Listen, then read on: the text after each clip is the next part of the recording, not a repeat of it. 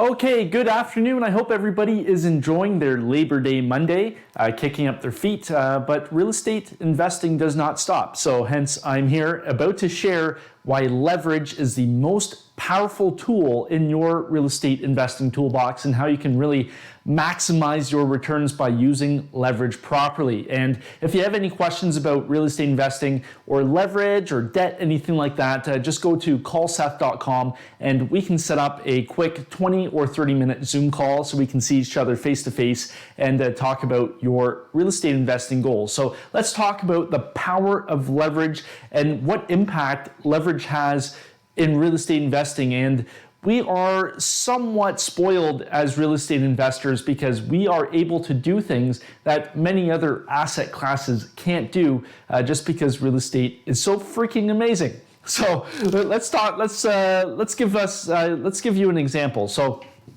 we have a $10 million real estate asset, and then we have you can also buy 10 million of stocks. So generally speaking, I know there are some exceptions to the rule, but let's say you're buying $10 million worth of stocks. You need to come up with 10 million in cash. That's just the way it is. And I don't know about you, but if I'm investing $10 million of cash, I want a pretty good return on that. And the way stocks are right now going kind of wonky, that's probably not where I want to be. But with real estate, this is where things really change, and this is where leverage comes into the equation. So if I want to buy a $10 million asset, but this works for a $5 million asset, a $1 million asset, but with the large multifamily deals, a $10 million asset is, let's say we're acquiring a 130 unit property. And it's a commercial property, it's giving off cash flow, it's a good investment, but we're going to cover all that stuff in later videos. So we're just concentrating on the number, so the purchase price amount. So $10 million asset. For me to acquire this, it's not like I'm buying $10 million of stock where I need $10 million of cash. All I need, most lenders will lend on a 75% LTV. So that's a loan to value ratio, meaning that the loan they're going to give you is 75% of the appraised value. So if the property is worth $10 million, all I need is $2.5 million of cash. And I can raise the funds, I can do all sorts of other things to acquire that cash, but I just need $2.5 million. And then the bank is going to lend me the $7.5 million in some form of a loan. And the beautiful thing about commercial real estate investing, or even real estate investing in general, is this property is going to spit off cash flow. And this cash flow is going to pay off the debt. It's going to pay all the expenses of the property, and it's also going to pay me an income, in passive income, while I hold the property. So instead of coming up with $10 million cash and all that stuff, all I need to acquire a $10 million piece of real estate is $2.5 million, so 25% of that purchase price. A bank's going to loan me 75% or $7.5 million, and this piece of real estate is going to pay me as I hold it. It's going to pay all the expenses, and depending on the terms of the debt, the longer I hold this, the lower this debt payment, the lower the mortgage the lower the mortgage amount becomes, is because my tenants are paying off the mortgage for me. But things are about to get super, super exciting. So if you have any questions about everything I've talked about so far, just go over to callseth.com. and we can set up a quick call and get you started in investing in real estate. So we know we're getting cash flow, the mortgage is being paid down, we've got 25% equity in the property. So at some point in time, because we know real estate is an appreciating asset. So at some point in time, the value of this property is going to go up. I don't know if that's going to be tomorrow. I don't know if that's going to be in 5 years, but at some point in time, the value is going to increase. So we've got $2.5 million in equity right here. And then we've got $7.5 million of debt. So that's the loan. At some point in time, the value of this property is going to go from 10 million to, let's say, 12.5 million. We don't know, nobody has a crystal ball, but at some point in time, this will happen. So what happens to my returns? Now, this is a mistake so many people make if they're just starting in real estate investing and they don't know how to calculate returns and all of that stuff. So the property goes up $2.5 million. The property has only increased 25%. And most people will say, hey, you know, I've just acquired this $10 million property. It's gone to $12.5 million. My money has earned 25%. Well, that's not the case. And we're not even going to talk about the cash flow that is paying you every single month. We're going to leave that aside for now. What's really happened is you don't look at the total value of the property. Because you haven't paid all cash. With the stock, if I paid $10 million in cash for that stock and it's gone to $12.5 million, I've made 25%. That's my return. But with real estate, because of leverage, the power of leverage, even though the property has only gone up 25%, my capital, so the cash I have to deal, my equity of $2.5 million, what's happened to that? So the value of the property has gone from 10 million to 12.5 million. So the property's increased $2.5 million.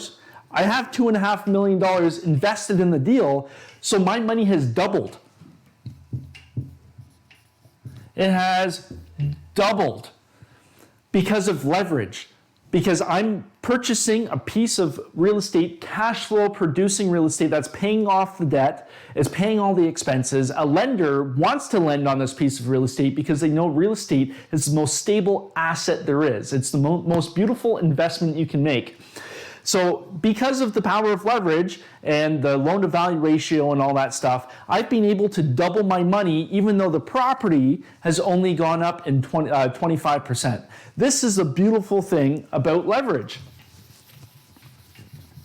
Now, let's kick things into overdrive a little bit now. So we know at some point in time that property is going to go up and increase in value, and I use the example of $12.5 million. So it's gone up, it's increased 25%, which is totally reasonable depending on the length of time you're going to wait. But there is a way to expedite the process and make things happen quicker. So if you're thinking that this real estate thing sounds pretty good, just go over to callseth.com and we can hop on a quick call and talk about some opportunities in real estate investing. So we know that the property will increase at some point in value and you will earn a return, and the example I used was a 2x. So you basically doubled your money.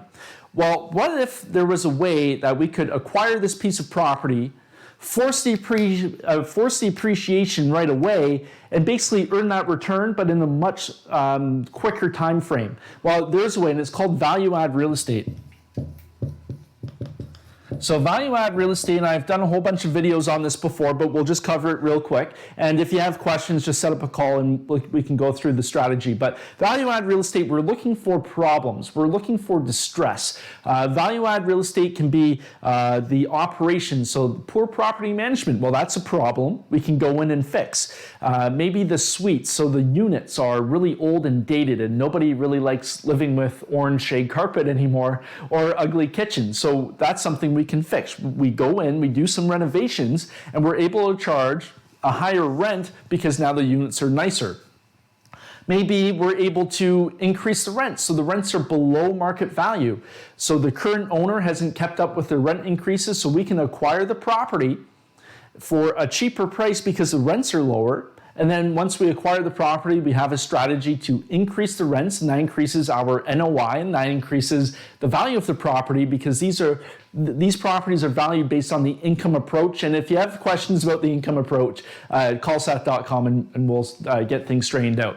So we're always looking for a value add, so a problem we can come in and solve that will increase the value of the property.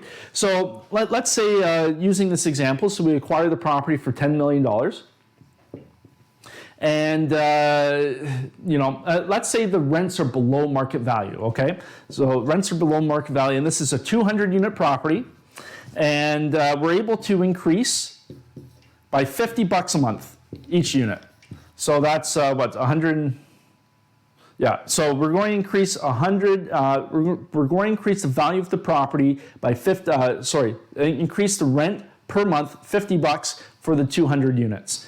You know what, let's figure out, let me get my phone here because we're going to decide on a cap rate. What cap rate do we want to use? Let's use a cap rate of 5%. So we have a 5% cap rate. So all I do is I'm going to take $50 a unit, multiply by 200 units times 12, so that's going to give me $120,000 a year. I'm going to divide that by a cap rate of 5%, which I think is quite reasonable for this example. So that's going to increase the value of the property by $2.4 million. And let's say this whole scheme took us 1 year to accomplish. So now we acquired the property for $10 million. We've increased the value of the property by 2.4. So that's almost that $2.5 million example we were using, except we didn't have to wait for the market to appreciate. We did this through hard work and recognizing an opportunity in this property. We recognized the value add.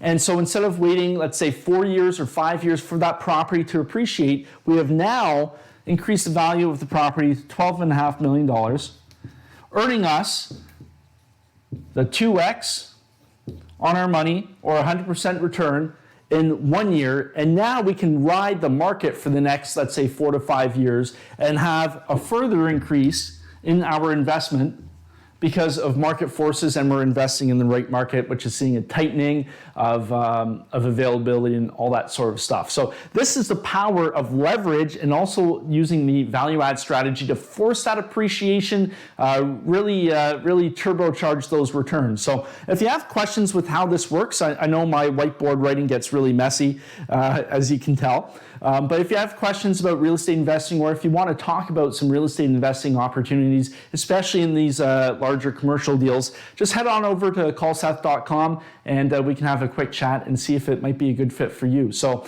I hope this helped explaining why leverage is so amazing with real estate investing. It can do so much for your returns, and also coupled with a value add strategy and some really experienced partners managing the deal, this is where people make some serious money in real estate. So call Seth.com if you have any questions, but until then, I'll talk to you tomorrow.